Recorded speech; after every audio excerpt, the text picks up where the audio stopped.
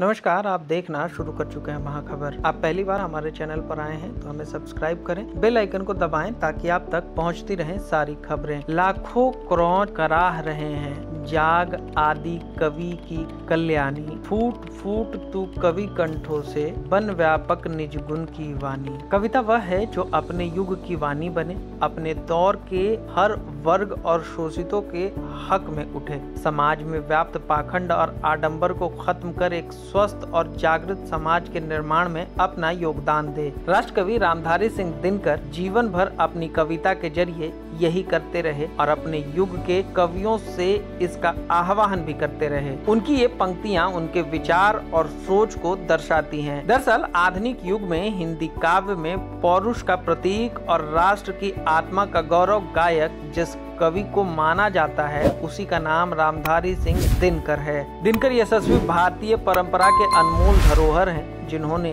अपनी कालजयी रचनाओं के जरिए देश निर्माण और स्वतंत्रता संघर्ष में स्वयं को पूरी तरह से समर्पित कर दिया था। कलम आज उनकी जय बोल जैसी प्रेरणादायक कविता और उर्वशी जैसे काव्य के प्रणेता रामधारी सिंह दिनकर ने साहित्य की विभिन्न विधाओं में अनवरत लेखन किया, लेकिन उनकी विशिष्ट पहचान कविता के क्षेत्र में बन पाई। उन्होंने कविता में पदार्पण भले ही छायावाद और श्रृंगार रस से प्रभावित होकर किया हो, लेकिन समय के साथ साथ उनकी कविता निरंतर राष्ट्रीयता और स्वतंत्रता प्रेम का पर्याय बनती चली गयी। दिनकर ने अपनी इस राष्ट्रीयता और राष्ट्रीय प्रेम को स्वीकार करते हुए भारतीय ज्ञानपीठ पुरस्कार समारोह के अवसर पर कहा था कि जिस तरह जवानी भर मैं रविंद्र और इकबाल के बीच झटके खाते रहा, उसी तरह जीवन भर मैं गांधी और मार्क्स के बीच भी झटके खाते रहा हूँ। इसलिए उजले को लाल से गुना करने पर जो रंग बनता है वही रंग मेरी कविता का है, और मेरा विश्वास है कि भारतवर्ष में भी भावी व्यक्तित्व का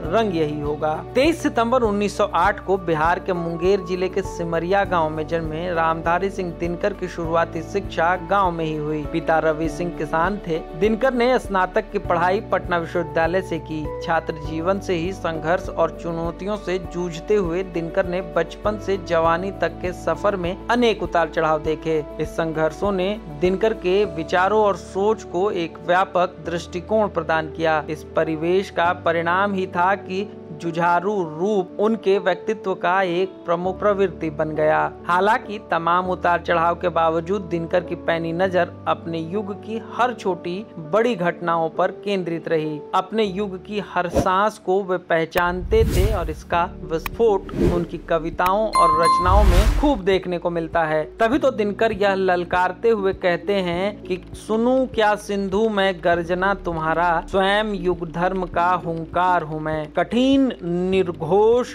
हूँ भीषण अशनि का, प्रलय गांडीव का टंकार हूँ मैं। हिंदी साहित्य के इतिहास में ऐसे लेखक बहुत कम हुए जो सत्ता के भी करीब रहे और जनता के भी। इस तरह का लोकप्रियता कम ही कवियों को मिल पाया जो जन कवि भी हों और साथ ही राष्ट्र कवि भी। दिनकर का व्यक्तित्व इन विरोधों के भीतर बहुत सहजता से साधता हुआ चला था। यही वजह थी कि राष्ट्र कवि रामधारी सिंह दिनकर जीवन भर करोड़ों लोगों के आवाज बनकर देश में गूंजते रहे। जीवन भर राष्ट्र प्रेम का अलग जगाने वाले राष्ट्र कवि दिनकर 24 अप्रैल 1974 को इस दुनिया से चले गए। दिनकर के चले जाने से वह कंठ मौन हो गया जिसने अपने गर्व भरे स्वर को घोषित किया था, सुनूं क्या सिंधु में गर्जना तुम्हारा, स्वयं युग धर्म का हुंकार हूँ मैं। राष्ट्र कवि रामधारी सिंह दिनकर मरकर भी अमर हैं और इसी वजह से उनकी रचनाएं जो जन जन की जबान पर हैं, उनकी रचनाएं कल भी प्रासंगिक थीं, आज भी हैं और आगे भी